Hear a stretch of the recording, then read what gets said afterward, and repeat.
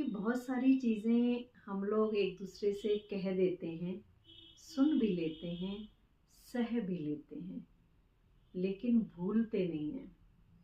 लेकिन मुझे ऐसा लगता है कि आज से पहले जब संयुक्त परिवार थे, तो क्या उनमें सब ऐसे ही सब संयुक्त परिवार चल गया, बिना भूले हुए, बिना सहे हुए?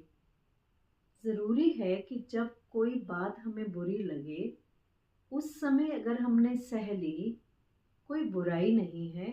नहीं भूलना चाहते मत भूलिए, बाद में उसको आप अच्छे से अपनी बात को रख लीजिए। लेकिन आजकल हो क्या रहा है कि बच्चे जो हैं वो आपस में दो लोग ही एक दूसरे के प्रति जो बातचीत है उसको सह नहीं पा रहे हैं।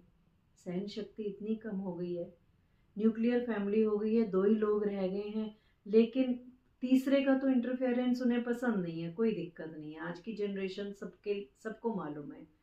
लेकिन कम से कम आपस में तो दो लोग एकजुट होकर रहें। उनके सहने की क्षमता क्यों कम होती जा रही है? क्यों आजकल ब्रेकअप की खबरें इतनी ज़्यादा आने लगी हैं? रिलेशनशिप में इतने ज़्यादा टकराव आने लगे हैं? क्यों? क्योंकि बच्चों के अंदर सहन शक्ति खत्म हो चुकी है।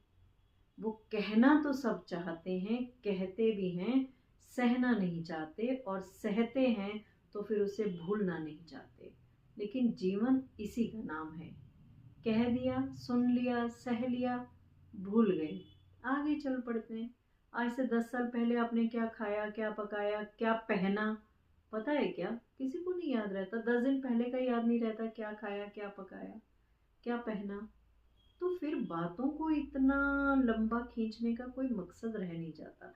बेहतर है कि जो बात अच्छी नहीं लगी, अगर आपको लगता है कि मुझे उसको रजिस्टर करवाना है, सामने वाले को अपनी बात कह दीजिए और उसे वहीं के वहीं ख़त्म करके आगे बढ़ जाइए।